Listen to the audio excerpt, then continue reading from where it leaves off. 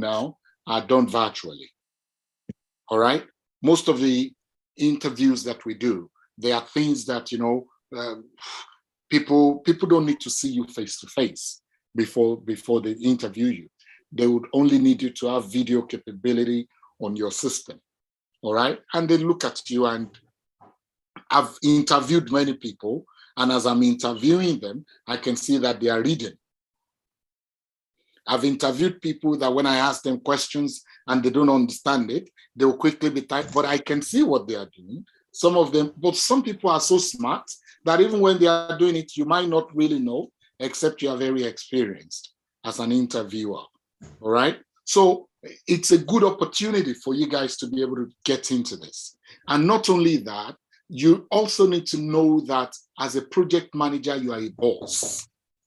All right. As a project manager, you are a boss to. Yes, come in. Sorry. Can you mute yourself, guys, please? No. Can you mute yourselves, everybody? All right. So when you need to talk, you just unmute yourself. All right. So as a project manager, you need to realize the fact that you are top there. You are part of the management team. Before anything happens within the team, they would come to take permission from you. Now, listen, you don't need to be technical to be a good project manager. You just need to understand the process.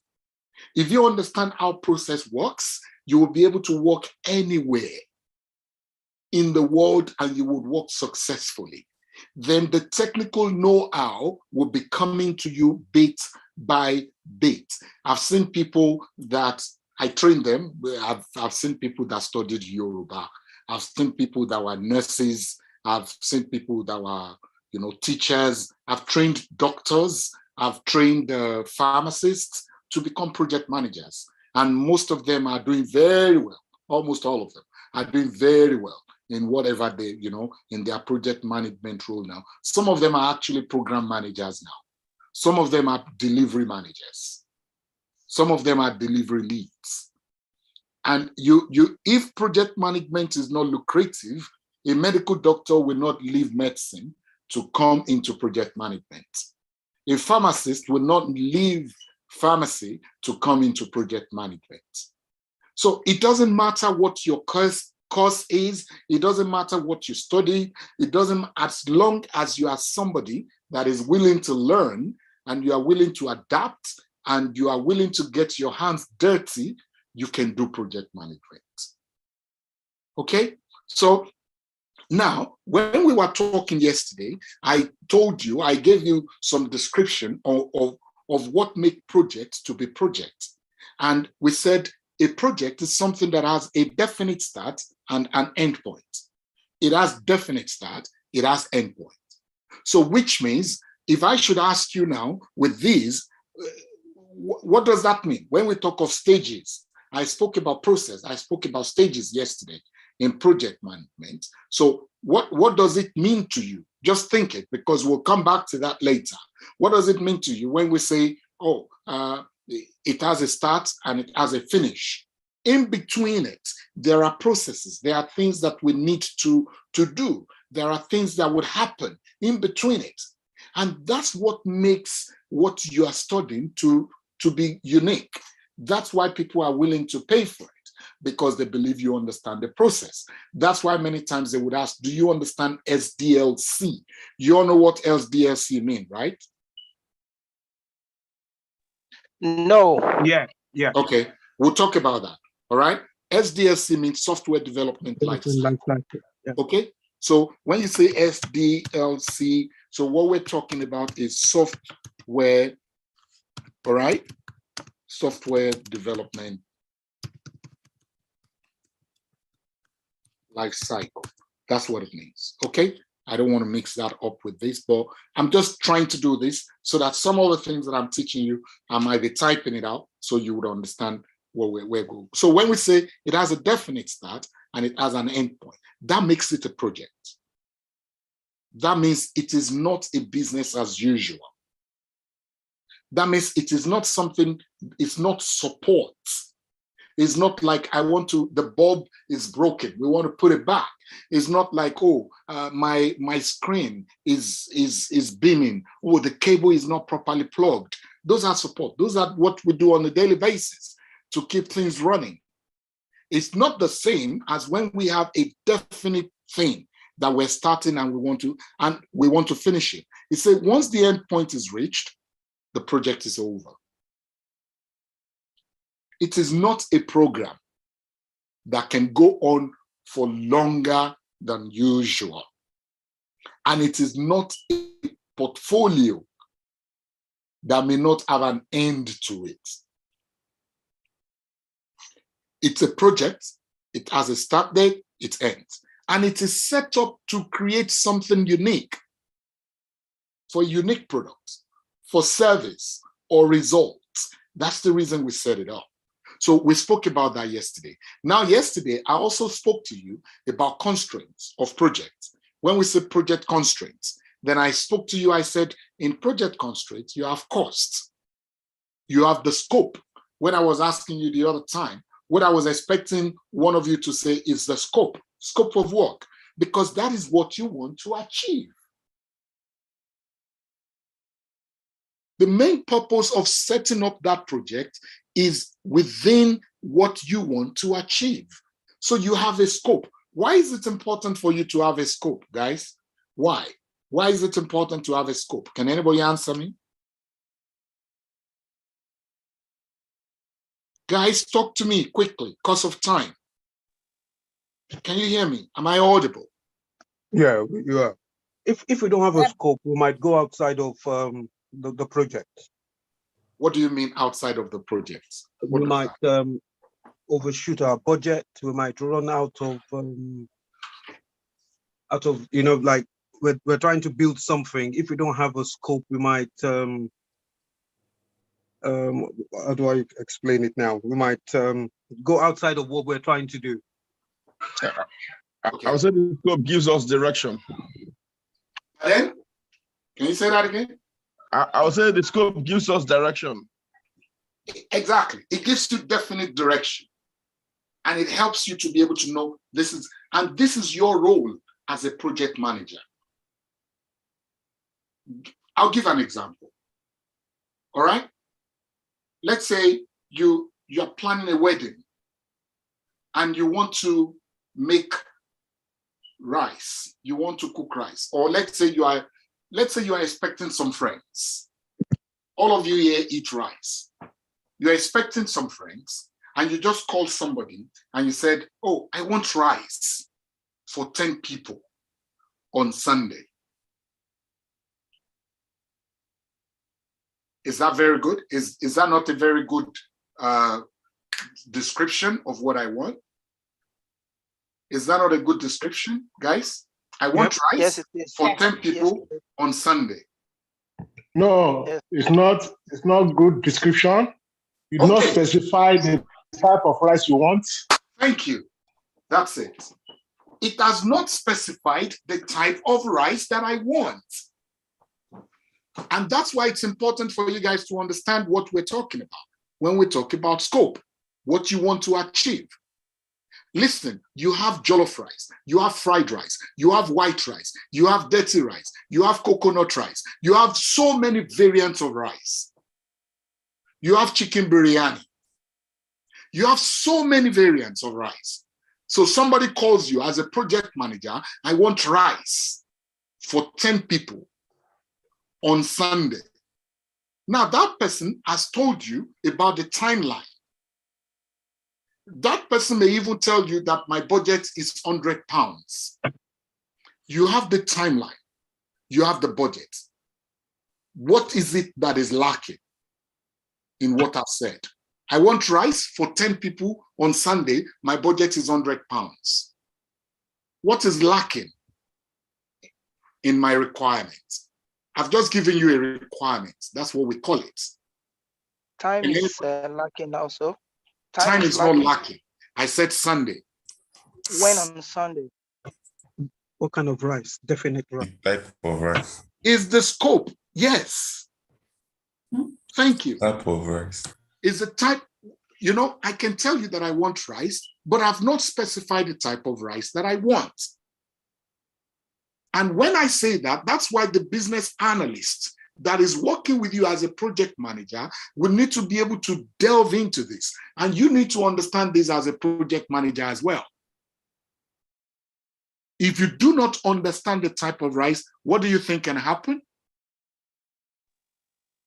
What do you think can happen, guys? Confusion. You get all sorts of. Talk to me. It can delay the job because then the person preparing the rice might prepare something different, and then you're going to have to go back and say and specify exactly what you want, which will let them go over the time and also the cost of the work of the rice. Fantastic. So it can delay the project. Yes, it means when my visitors come on Sunday, they might not have rice that they would want to eat if it's not the type of rice. Now, listen, I have one of my children doesn't like jollof rice, perhaps because of pepper. He likes fried rice. If you make jollof rice for him, you've just wasted your money and time. Now, it's important for you to understand the requirements in the concept of the scope of work and the users. That's why yesterday I was telling you about being user-centric, being customer-centric, being user-centered. There is no successful project today that you run that if you are not customer-centric, it's not going to be a success. So you've got to know what your customers want. 10 people are coming on Sunday. I need to know what type of rice to make for them. For example, if I'm expecting white friends that I know they don't even touch chili at all, anything spicy, they can't handle it. If I should say to you that I want jollof rice, if I want jollof rice, it's got to be that there is no chili, there is no spice in the jollof rice at all. Or that may actually lead us into concluding that, you know what, the best thing is for us to have fried rice. Because in fried rice, we don't necessarily have to put any chili in it. So as a project manager, you've got to understand your scope. You've got to understand the timeline, as we've done now. And all this will come together within the quality. Within that constraint that you have, you've got to make sure that quality is embedded into it. I wrote here risk, and I wrote here resources. When we talk of resources, what are we talking about? In project management, what do you think we're talking about, guys? When we talk about resources, what are we talking about? Like the raw material? Human resources? The human, yes. Oh. The people that will do the work. When we talk about resources, that's why yesterday I was talking about HR. When we talk about resources in project management, we're talking of the people that are doing the work, the developers, the engineers, the testers. Those are the resources. That's why as a project manager, you've got to know what we call resource planning. So in most projects, when you go into the basic things that you find in some organization, when we talk of project management, you find people talk about things like initiation. These are some of the stages you can come across, okay? All right, you find them talk about initiation, you find them talk about planning, you find them talk about execution, monitoring, talk about closure. Can you see that? That's just primary. How many stages have I written here, guys? 4. Stage. There's no monitoring there, sir. Monitoring. No. It's not compulsory. Okay. Okay. And this is what I want you to learn. All right. And that's what I was trying to explain to all of you yesterday. When you talk of Prince 2 has broken this down to about 6 or 7 stages. Now, what Prince 2 does is, when we talk of Prince 2, it's a framework. What did I call it? Framework. When you say framework Framework is a skeletal representation of a mode of work. And what they help you to do is that you can adapt it to suit your situation or your environment. So while Prince 2 may talk of 6 stages, 7 stages, you don't necessarily have to have 7 stages. Most organizations won't do it. In fact, when you are working in agile environment, mostly in organizations that work in agile environment, you would only find 3 stages, mostly. Is that clear? Yeah. Yes. And we'll go into that. Maybe by the time we delve into, when you get into the practical aspect of what you're doing. But if you look at this, you would see that right here, what I've done here is to make this clear to you, to say you could have stages. For some of you asking about Prince 2, that's the reason I brought this up, okay? So in all of those stages, what you are doing is breaking some of the work that you want to do to say, this is what I'll do at this stage. This is what I'll do at this stage. This is what I'll do at this stage. So you have an initiation of the project. You have the planning. In your planning, your resources would have to be considered. In your planning, your budget would have to be considered. In your planning, the risk would have to be considered. In your planning, the dependencies would have to be considered. You remember we spoke about that yesterday? Is that clear, everybody? Yes. Yes. Now, you can see what I have in front of me here for the project constraints. These are just examples. We have the cost, we have the scope, we have the timeline. Then we have quality, we have risk, we have resources. Now, I'm going to come back into this later, all right? So when in project management, there are times we talk of triple constraints. Who knows what the triple constraints are? Do you know when we talk about triple constraints? Do you know what they are?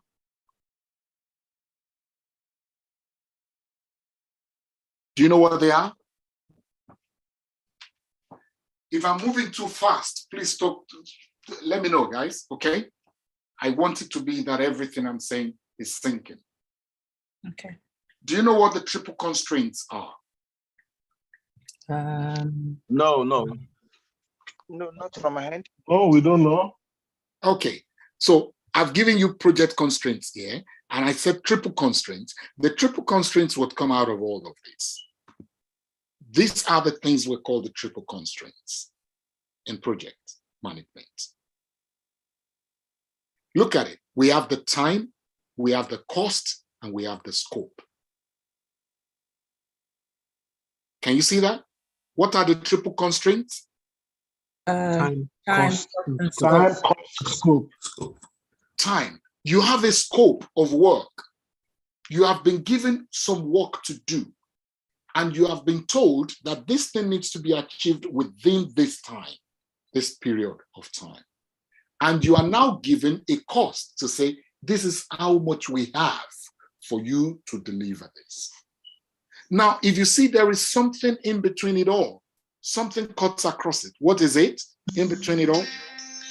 Quality. Quality. Quality. In the midst of it, we want it to be that you are able to achieve quality. We don't want quality to be compromised. And the reason we call it triple constraints is because there must be a balance between all this. If you measure, sorry guys, I don't like it when I have disruption when I'm training. Please, can you mute yourself or put your phone on silence? All right?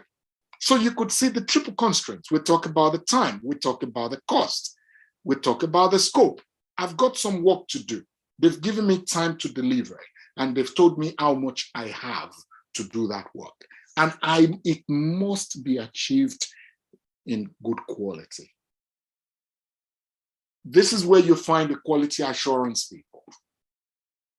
You know, this is where somebody like Brother DG would be able to tell you, oh, guys, This is how we do. We need to test that. Oh, we have that. Oh, maybe the business analyst has drawn up the, the test cases and all, and you have the scenarios, the happy path, you look at the unhappy path, you make sure all this and all of those things must be achieved within the timeline and the cost that you have been given. That is your work as a project manager. So you are the one to look at 50,000. You are the one to look at 500,000 pounds and look at the resources you have and be able to say, well, I should be able to deliver this at that time, or I'm not able to deliver it because of this, because of that. And that's why you will need to be the one that will be engaging with stakeholders. That's why your stakeholder management skills needs to be good. Are we clear? Yes. So everybody understands when we talk about triple constraint, what we mean now, and the fact that even within your triple constraint, these are not the only constraints. That's why I've shown you what I showed you earlier, so that you see that there are other constraints in project management. You have the risk, you have the resources, you have dependencies, you have so many other constraints. You have issues. There are many things that will come around to fight those three things that you have. Those things that will come to fight, they will come to fight the scope. They will come to fight the money. They will come to fight the time. Once one of these is affected, it's likely going to affect the other one. Why is that?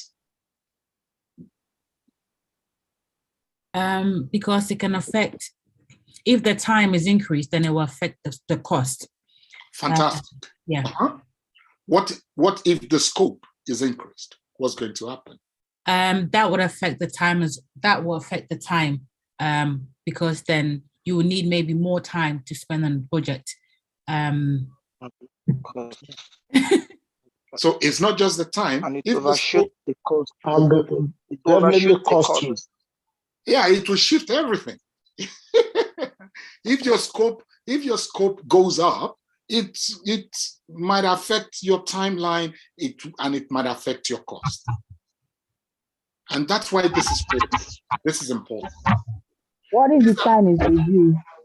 So sorry, I can't hear that. Can you please say it again? What if the time is reduced? If your time is reduced, then it puts you under pressure. Okay. It puts you under more pressure. What do you think you can do? Who can tell me?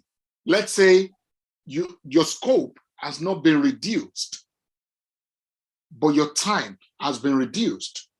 Initially, you were given 6 months to deliver something. And now they say you have to deliver it in 4 months. What would you do? You get more resources.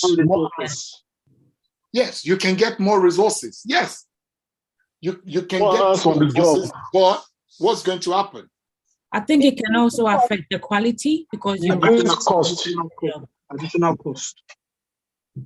Yeah, it can affect the quality, yes, but you don't want the quality to go down, regardless of anything. The additional cost comes. It means you might need to, you would need to go back to your stakeholders. You will need to let them know. If they say, initially, we want this in 6 months, but due to changes in regulations, due to changes in this, we need it in 4 months. You need to let them know the implication of it. So you need to capture that change. That's the first thing we want to do. You capture it, then you take it to the people that will do the work. You then analyze the impact of it, and you let them know, the stakeholders. If you want this in 4 months, it's difficult, but I might need 2 or 3 extra resources to do this. And X, Y, and Z will be the costs. They might say to you, oh, but we gave you cost before. We didn't reduce the budget. You say, well, Perhaps maybe the people that you already had before, maybe their experience might make this to be 6 months, but the experience of the new people you want to hire might be what would help you to be able to get it to the 4 months. Or it could be other things. It could be other reasons. There could be so many other reasons. And if you calculate it and your budget is still the same, well, all well and good. That's great. If you are still within budget, they've changed it. You want to hire 2 people, but you realize that the 2 people you want to hire, your budget will not be increased. Then that's good. Then you tell them, well, I've done the calculation. I would hire 2 more people. The budget is still the same. But if the budget is not the same, you need to let them know. Are we clear, guys? Yes, sir. So now, and this is why it's important when we talk of things like that, when we talk of the resources, there's some formations and skills that as a project manager, you need to have. Don't forget what I've said. You are a manager, you are a boss, you are a leader. So there are some skills that you will need within your team. So if today you are hired to be a project manager, you need some skills like the application knowledge. You need people that have the knowledge of the application. You need people that have the understanding of the standards and the regulation. And you need to have understanding of your project environment. If you are able to understand the standards and the regulation, all well and good. But if you don't, anything that you don't know, you need someone within your team that would be able to understand and articulate that properly. Now, for you personally, as a project manager, you need interpersonal skills. You've got to be a good communicator.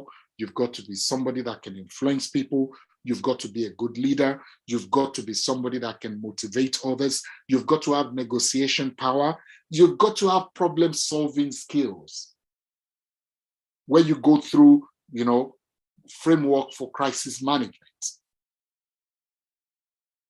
These are few things that, as a project manager, while you are managing all the constraints, you will need all this to be able to fit into that. Is that okay, everybody? Yes. Yes. So Yes. yesterday, when we were talking about this, we spoke about the project charter, we spoke about rates, we spoke about stakeholder analysis, and I gave you a homework. I gave you some work to do yesterday. What did I ask you to do, guys? I want to be sure you are following me. What did I ask you to do? To find the 10 knowledge areas of project management. I think. Yes, I said you should read on that. Yes, what else did I say? Thank you for that. What else did I say you should do? Read log. Dependencies and assumptions. So I said, I want you guys to read up and understand, we spoke about risk yesterday. I said, I want you to read up about what I've taught you about the difference between risk and issues. And I said, when you come today, I want you to tell me what are dependencies? How do you manage dependencies? Does any of you read up about that? I'm not gonna lie. No, I didn't. I didn't. It's good you're not lying, because if you lie, I would know, So I would know. So how come you didn't read up about it, guys? Because it's important. I have an idea of what dependencies are, like things that project dependent. Tell me Sorry? the ideas that you have. Tell me your ideas. Some things that the project will depend on. That's not saying anything to me. You've been a project manager. You told me yesterday. So if I give you work to do now as a project manager, you've done this before, you should be able to articulate it. What are dependencies in projects? Don't tell me what project depends on. Anybody can give me that definition. Like examples, you mean? Yes. Just tell me, what are dependencies?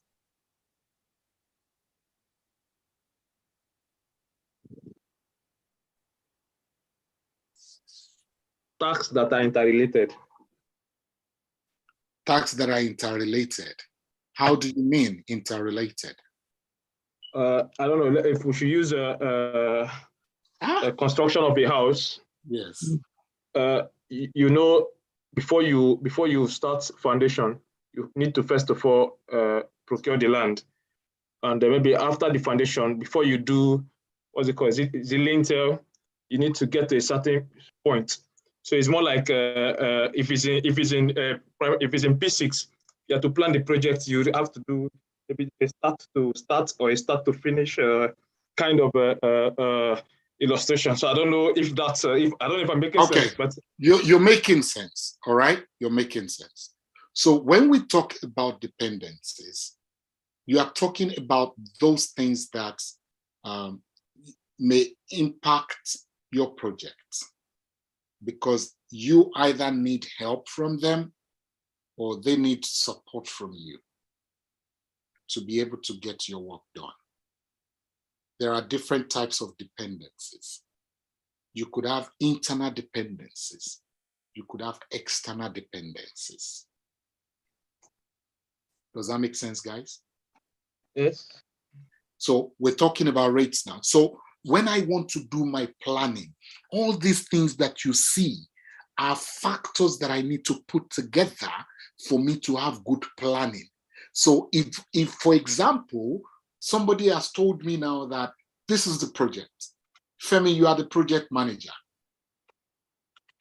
We've done initiation, we've done some things. Then I need to look into what do I need to do good planning. These are things I need to put together, essentials of planning, no matter what tool that I'm using. If it's MSP, if it's projectmanagement.com, if it's Excel, if it's Rally, whatever tool, whatever project management tool that I'm using, it's important for me to have all of these things in my view so that I will be able to pull it all together for my planning to make sense.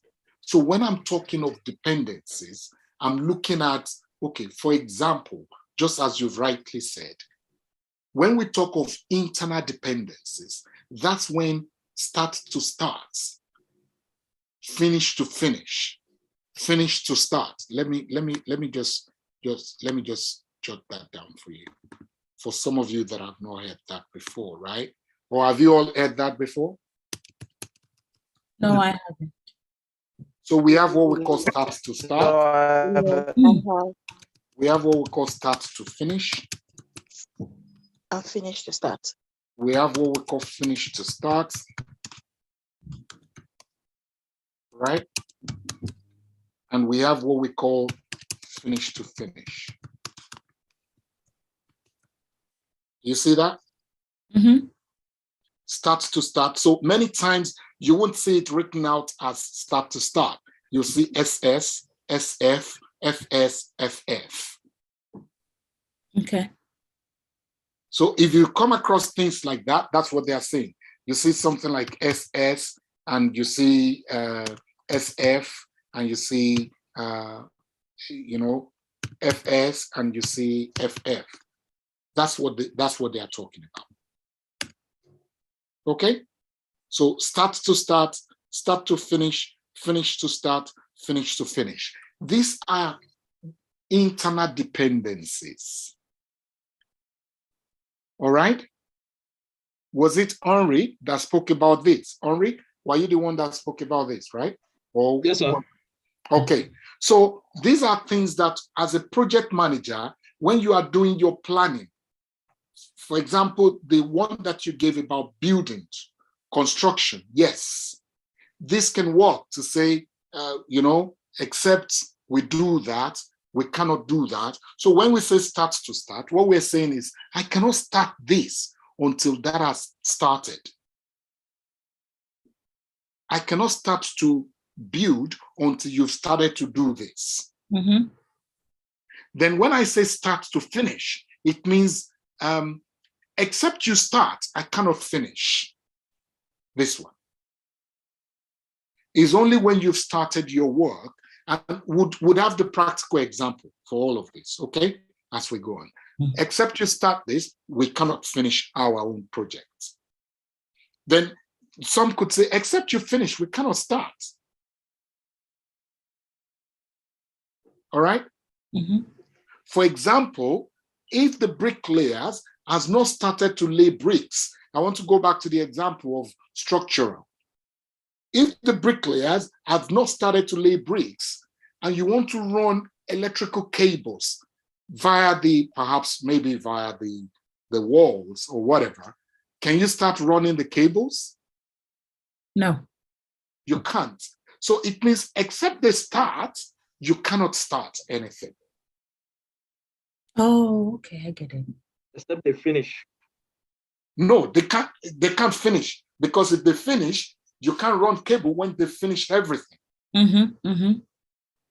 Except if your design is to put the cable outside of the wall. Surface. Yes. If your design is to put the cable through the bricks, then it's got to be that when they start, that's when you can start to do that. No matter how in a hurry you are, you cannot start your work until they've started. Do you get it now? Yeah, sure. And there are some that you can say, except you've started, guys, we cannot finish our work. For example, the bricklayer has laid the bricks. He has done everything. All right? And now the window guys have not come. They've measured the window. They need to know if the windows that those guys will fit in, the windows need to be there so that they can now put the finishing touches on the window to say, well, we finished our work. Except those windows, I'm just giving you an example. Except those window guys come and fix the windows. Those guys that are doing plastering, can they finish their work? Not at all. No. They cannot. So except those guys start, they can't finish. And some, they can also have finished to finish. And the reason they're waiting for those guys to start is the moment they put in the window bracket into the hole, those guys can put the window. They may not finish their window. They can just put it, and those people say, oh, this is fine. The window frame is there now. They can finish it and say, okay, guys, go on with your own work. And they can. And it's the same. You could have that. You could also have what we call finish to start. Until they finish laying the bricks, can you start to plaster? No. You cannot. Until they finish the bricks, can you start to do the roofing? No. You can't. Yeah. So, and you could also have the one that will be finished to finish. That, guys, until you guys finish, we cannot finish our work. Mm-hmm. And that can also apply to the window guys. To say, guys, except you window guys, except you finish your work, we cannot finish painting. We cannot finish painting, finish your work, then we can do our painting and finish. It's when you finish that we can finish. We've painted everywhere, but now we need to paint this, or we've plastered everywhere. We need to plaster where you're doing. Except you finish your window work, we can, things like that. Does that make sense, guys? Mm-hmm. But those are internal dependencies. We have external dependencies as well in project.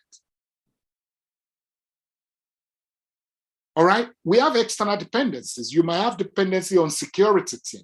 You might have dependency on API guys. You might have dependency on some other teams. Maybe you outsource your security. Maybe you finish coding, you've done everything, but you need them to be able to do the security check on it. And except they confirm to you that everything is fine, you cannot go ahead. So you cannot finish. For some people that understand development work here, you would understand the fact that you need environment to be able to build as a developer. If your development environment is not there, can you build? No. If you have development environment, but the test environment is not ready, can you test? No. So there are many other dependencies that we could have outside. So when we talk of dependencies, it goes beyond just the internal one. There are external dependencies as well. And you need to consider all those things. Dependencies are one of the main reasons why projects lag behind a lot. Because many project managers do not have the foresight to look beyond. Who is going to do the automation for me? Oh, who is going to do the post-go live support for me? Oh, who is going to do, and they wouldn't put all those things. So many times when we talk of planning, they would only plan for the development work. They will not plan for the release. They will not plan to know that we need to do UAT. I've gone to some organizations that when I get there and I say, okay, what's your plan, guys? And they say, oh, Femi, we've planned to do this. We've planned to do this. And I ask the project manager to say, okay, what else did you plan? Oh, that's it. And I say, what do you mean that's it? Are you not going to take this to live? And we'll take it to live. And I said, but what? We need to put it all together.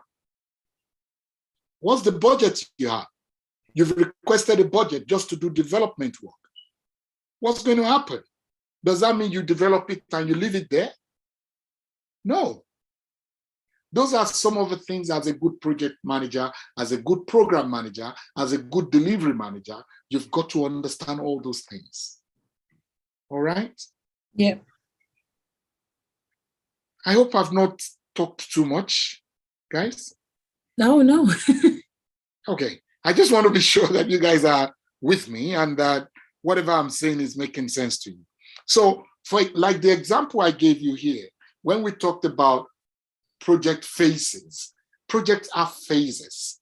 So if you want, by the time you want to start to do phases on your project, you would have stage 1, stage 2, stage 3, stage 4. This is one of the stages that I designed for an organization a while ago, all right? In this, I have stage 1, I have discovery. In stage 2, I have plan, assemble, and control. In stage 3, I have implement, test, and release. And in stage 4, I have deploy and close. Can you see that? Mm-hmm. So with that, underneath this, you could see that I've broken down some of the deliverables that I'm expecting under each of the stages. For you to say, and this is why we talk about waterfall. Guys, what I'm teaching you here is a combination of waterfall now and that of Agile. The Agile that you are going to see here is on the stage 3. This stage 1 is waterfall. This stage 2 is waterfall. It's only the stage 3 that is Agile. And I would explain that to you later, especially for those of you that, you know, so when you start to deep dive into it. Okay? Yeah. So, which means what we're saying is when we finish the first stage, that we can go to the second one. When we finish the second one, then we now go into the third one. And I have reasons for designing this. You can see stage 1, you can see what I put there. I said the objective of this discovery stage is to ensure that we have prerequisites for initiating a project are in place by answering the question, do we have a viable and worthwhile project? How do we ensure that? I want to be sure that, 1, we have the people that will do the job. I want to be sure that the scope is clear, the scope of work. I also want to be sure that you've prepared the standard project management strategies. Those are tools that you would use. So it doesn't have to mean that you do all these activities. It could be 1, 2, 3, 4 of them that you would do. But it's important to understand that this stage would help you to establish solid foundation for the project. So it would enable the organization to understand the work that needs to be done to deliver the projects, especially the product of the project, before they commit money to it. We don't want an organization to commit money to a project and get to the middle of it and say, whoa, we can't go ahead. It's too expensive. A good project manager would have captured some of this if you are a project manager. Are we together? Yes. So when I go to stage 2, it's going to be different. The purpose of stage 2 is different. It's to be able to plan, to assemble, to control, and to assign work to be done to individuals. But when I get to stage 3, I've done assigning up. This is where we now start the agile ways of working, where some of the ceremonies that you do, that we do in Agile, will now come to play here. And that's where we do plan, do, check, and adjust with the main information. And this is exactly what we do when we do our sprint planning. It's after you've done planning that you can start to do the work, isn't it? And when you do the work, you check it. That's the quality assurance. And after you've checked it, if it's okay, we move on. If it's not, you adjust it. And at this phase, all of the ceremonies, if we choose to work in Scrum, all of the ceremonies would need to be adhered to, would need to be done. And that's where you understand the fact that planning is good, but before you do your planning, what do you have to do? If you want to work in an agile way, especially in Scrum, you need to know that you've got to do good backlog refinement, where you refine your backlog properly. The team knows what they want to commit to. So at this point, as a project manager, you might leave your Scrum Master to be running all of those. And the Scrum Master will be running those, giving you feedback. Your Scrum Master could be the one then doing all of the ceremonies. Because as a project manager, you are seeing end-to-end view of the delivery. You are not just seeing the product side only. You look into the resource planning, you look into all of the documentations that I said earlier, you look into many of those things beyond just this one. Kajiko? Does that make sense, guys? Yeah, it does. All right. So I know the time is gone. So it's after we've done that, when the product is now done and you've completed it, that's when you can end the project. And these are some of the activities that we can put into that. There are so many things that we need to consider when it comes to project management. But what I can assure you is project management is fun. I'm telling you, it's fun. I love it. I love what I do. Okay. I'm a delivery manager. I'm a program manager. And I've had the privilege to work with top guys, top people there that many times, you sit there and you're thinking fast. You're thinking good. And when people know that you know your stuff, they give you your regard. They give you your respect. All right? So as an agile coach, as a delivery manager, I've had the privilege of putting all these things together in one. And you can do that as well. It's no rocket science. Not at all. You just need to apply yourself. Yeah. So all of the things that you see listed here are things that, perhaps would help you when we talk of communication plan, budgeting, checklist, and, all of these things can really help you. Now, the time is gone, all right? But I need to let you know that the job of a project manager is out there, and you can never go wrong with it. What did I say? It's out there and you It's can out never there. go. Oh, you can never ever go wrong with it.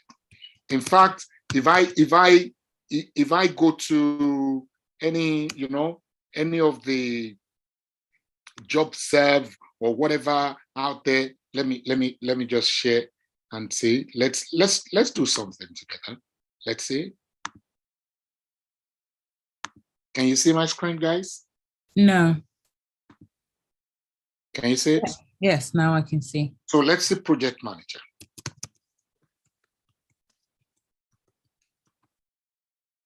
Okay, just don't worry. Just leave it as it is. Don't worry about that. I've just put something within 7 days. How many can you see there? Whoa. How many can you see, guys? Tell me. How many? 23,000. 23,979. That's to tell you that organizations are seeking good project managers. All of the things that I've told you now, you don't need to be technical to do them. If they require a technical, they will put technical project manager. Mm-hmm. All right? Yeah. So it's important for you to, look into it in the and see. This is, how much is this? 50K. 50 to 65,000. Yeah. We have some that are earning 100. We have some that are earning 80. We have some that are earning 90. We have some that are earning 60, just as it is now. But you know that in this country, if you are able to earn 50,000, at least you've gone beyond the level of the middle people. Mm-hmm. And if you want to work on a daily basis to get, what's it called? Contract, look at that. How much is that? 500. 500 to 650 per day. So there is money to be made. Let me show you another one. How much is that? 800 to 800. 800 to 810 pounds per day. Well, one of the things that I like to do is to empower Black people. Mm-hmm. I I also train white people, guys, and I trained, Eastern European people as well. But I like for my Black people to be able to get to this level and move away from 10 pounds per hour. 15 pounds. Yes, that's the truth. Sorry, I don't mean to bust your bubble, guys. I don't mean to do that. But the truth is, I'll be honest, you can never ever be great with 10 pounds, 15 pounds per hour. You can't go far with it. Yeah. Absolutely right. Because before you even get it, the system is going to take some of it from you, right? Yeah. Most of it. Let me tell you, as I am, you know what tax I pay? You know how much taxes I pay? No. I pay about 45% taxes. But I'm still way better off than for me to be doing 20 pounds per hour job.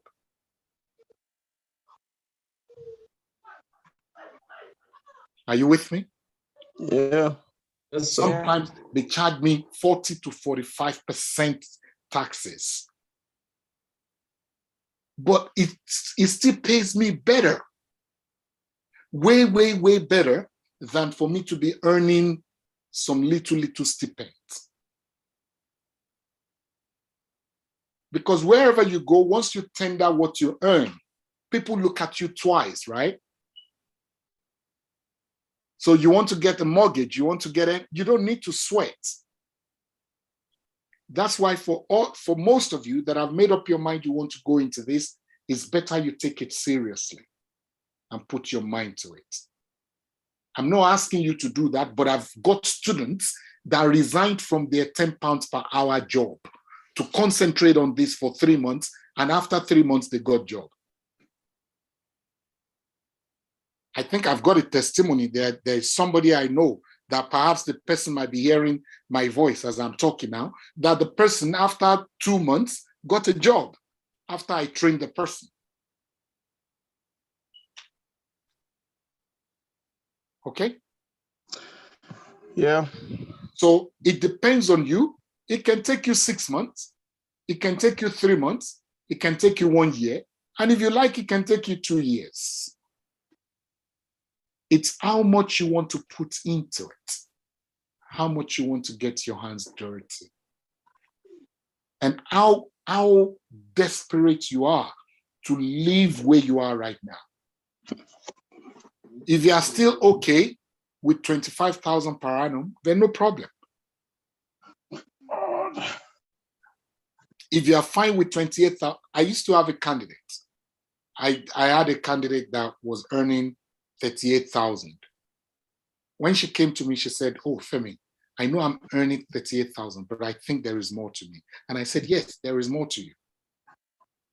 She said, "All I want is just if I can be earning like 45, 50,000. And I said, "You can get more than that." The first role that she got 60K. Now she's a big girl. Huh? So is whatever we want that we get out of life. The other aspect to it is, when you want to do it, based on where we are, it's good for you to have 1 or 2 certifications, even if it's just foundation. You may have your foundation and practitioner. Maybe you have Prince 2 or Agile Prince 2 foundation, Agile Prince 2 practitioner. And you can do your Scrum certification and few other things to join with what you have. Once you do that, that's it. Boom. All right, guys? Yeah. Yes. But since you've joined this, it's important you put your mind to it. And not only that you will get good money, it gives you flexibility. I've realized that people that are being paid stipends are the people that work the more. You have to wake up 5 a.m. in the morning. Some of you would have to wake up 3 a.m. I don't need to do that. What about the sleepless night? Yes, some of you would have to work all night. You go for night shifts. It's not a bad thing. I've done it before. But I made up my mind at some point that no, I'm not. I used to work for London Underground, but I used to work as a contractor. Those that will go do site person in charge and all those protection master thing. But it got to a point I stopped it. Some people will say, "Oh, good money there." No. What I'm doing now is much better. I can sleep at home. I've been working, there's an organization I've been working for now for over 2.5 years. I've not been to the office once. Huh. Are you with me, guys? Mm-hmm. Yes, sir.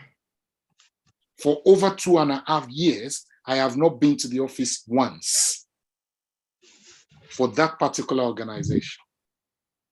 And they have no choice but to pay me because I do the work. And there are other places that I may need to go once or twice in a week, or I can choose not to. And if I go, they will pay for my hotel. They'll pay for my transport because they believe in what I do. So guys, make up your mind on what you want to do and go for it. If you've been darling, you've been doing this, you've been doing it maybe for 6 months, 1 year, get serious, sit down with it and get it done. All right, guys? Yes, sir. I think I'll end it here today. Any questions for me? So I have questions. Pardon? So I have a question. Okay. Let's do it one after the other. Let the ladies go first, please. So my question is, are we gonna get the presentation slides? Oh, yeah. For those that are going to go into it, I'll give you the presentation slides. Yes. And also, I'm a telecom surveyor, so I have little knowledge about project management. Are there any like documents or anything that I can read on to prepare for the training to start next month? Loads. There are loads of documents you could read, but it's not about the reading. It's about the practical experience. So Okay. and loads of documents that you could read. There are loads of materials out there that are good that you could read. And honestly, like I always say, guys, it's no rocket science. Google is your friend. YouTube has made life easy as well, guys. Get on YouTube. Get some of these things. Because you see, you can't do my job with yours. I can't do your job with mine.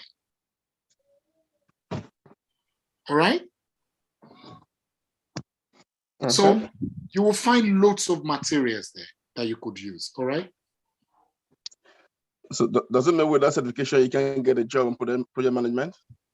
They will require you to have certification because they just want to be sure you have the knowledge.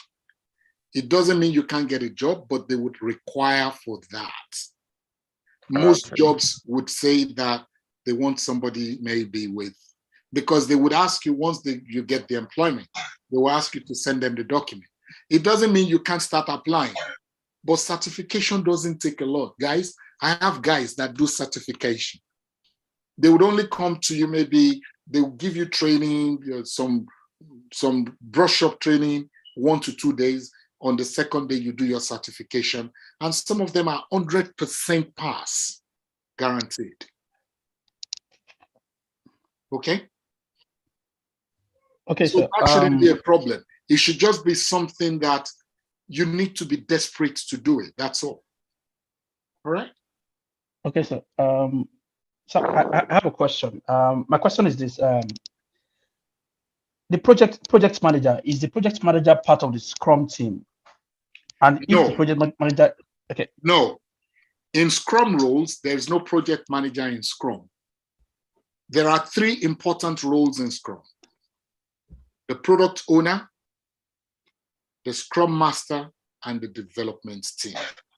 Scrum is a framework, and you need to understand it as a framework. We're not treating that now. Next time when we treat Scrum, I could go into that. Okay. So when we talk of project manager is not part of a Scrum team. A project manager, when we talk of Agile delivery, the project manager role is what a delivery manager would do. Okay. But many organizations, because we do what we call Agile, which is hybrid in some organization, rather than talking of delivery manager, they will leave the project manager to still coordinate the elements of that delivery. Okay. Okay? Okay. That, as a matter of fact, that was going to be my next question, because I was I read some things about some project job done, and someone who was trying to tell me that in most organizations, most times the project manager plays the role of the Scrum Master. So I was going to ask, what's the relationship between both, if they are the same or if there are differences between these two roles? There are differences between them. Okay? A Scrum Master is product, while a project manager is project. Okay. All right? All right. Now, when we talk of Scrum Master, it's important for you to have element of project management skill. Because though you are a Scrum Master, you still need some element of planning when it comes to the resources working with you. When it comes to you being able to say, this is when these deliverables, this product, this is when this capability will be ready. But a project manager sees from the very beginning of the project. A project manager is looking into the budget. A project manager is looking into resourcing for the project. A Scrum Master only manages the resources.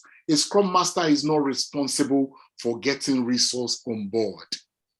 Okay. Does that make sense? A Scrum Master yes, it does. is focusing on the time that the team, that's why when we talk of Scrum Master, we're not going to be talking of high-level requirements. We're not going to be talking, for Scrum Master, we'll be talking of epic. We'll be talking of features. We'll be talking of user stories. We'll be talking of product backlog. We'll be talking of sprint backlog when we're talking of Scrum. Mm-hmm. So there are differences between them. All right. Okay. Please, I'm very sorry. Please, one last one. So, which is more lucrative? Sorry for this. Is it Scrum Mastery or project management? Well, when it comes to they are both lucrative. That's the truth. But when it comes to hierarchy, a project manager is higher than Scrum Master. It's just that project manager do work of waterfall. But when it comes to Scrum roles, Scrum Master will do less of paperwork, but it doesn't mean you do less of work as well. It's just that your responsibility is not as high as that of a project manager. So, a quick one. I want to ask: is it advisable for a project manager to have a good understanding of Scrum? Absolutely. That's why what I'm teaching you is not just waterfall. Listen, I'm a program manager. I'm a delivery manager. I'm an Agile coach as well. And I've been a senior Scrum Master. I've done Scrum Master role. I've done senior Scrum Master role. And I also help organization when it comes to Agile ways of working. So it's good for you as a project manager to understand Agile because you can easily switch between project manager, Scrum Master. You can easily switch between Scrum Master, project manager. All of my candidates, most of my candidates, I train them to be double-edged sword. So that when you talk, you can talk as a project manager, Scrum Master, digital project manager, Scrum Master. Because when you have project management experience, it helps you to be a better Scrum Master. Okay? Yes, sir.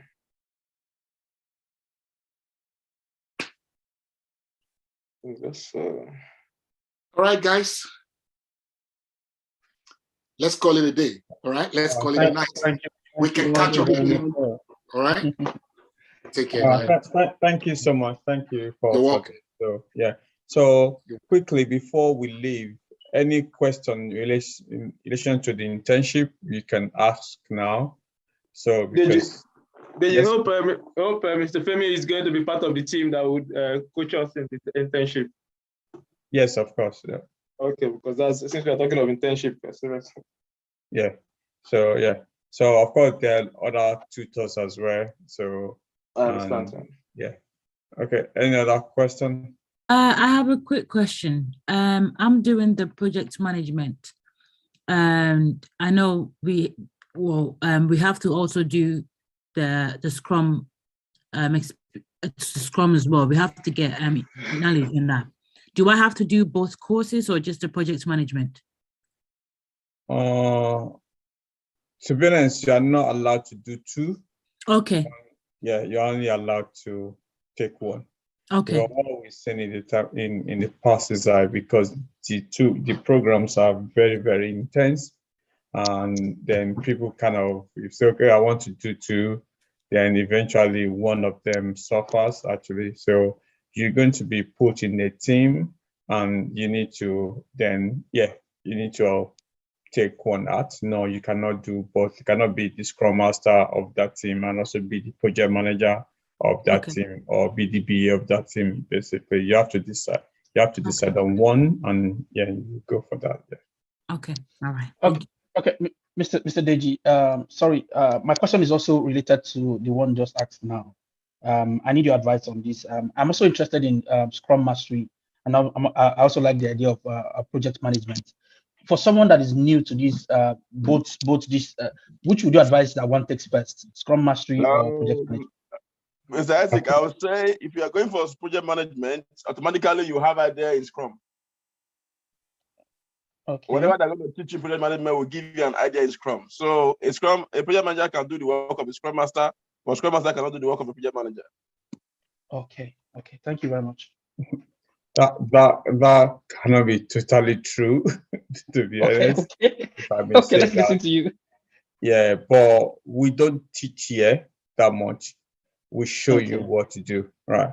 So you need to take a role, and you are going to be acting that role. You are going to be working as a project manager, as a Scrum Master, right?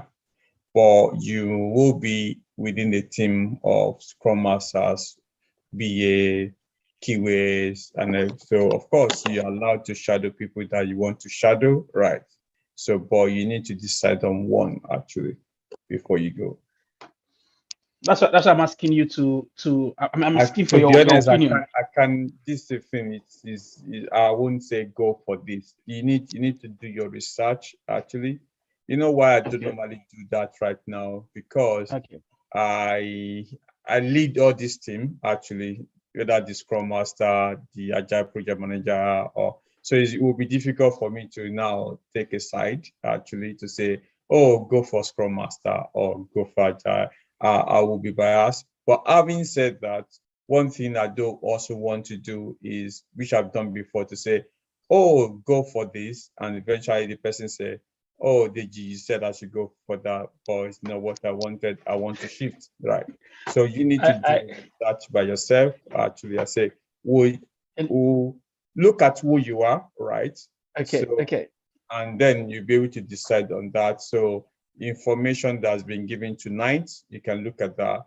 Information that's been given based on the Scrum Mastering as well, you can look at that vis-a-vis to say, okay, am I interested in a project manager or am I interested in a Scrum Mastering one actually? But to be honest, I can tell you one, right, that the Scrum Mastering role is a bit full, to be honest.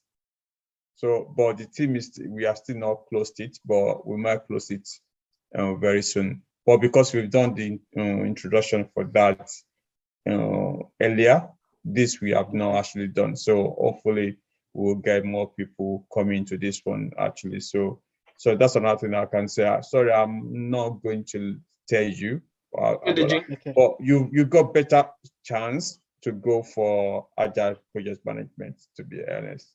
Okay, because Deji, for me, my foundation is I have a project management foundation. I did it in BSc. I'm doing it in Masters, and I have a few experience in project management.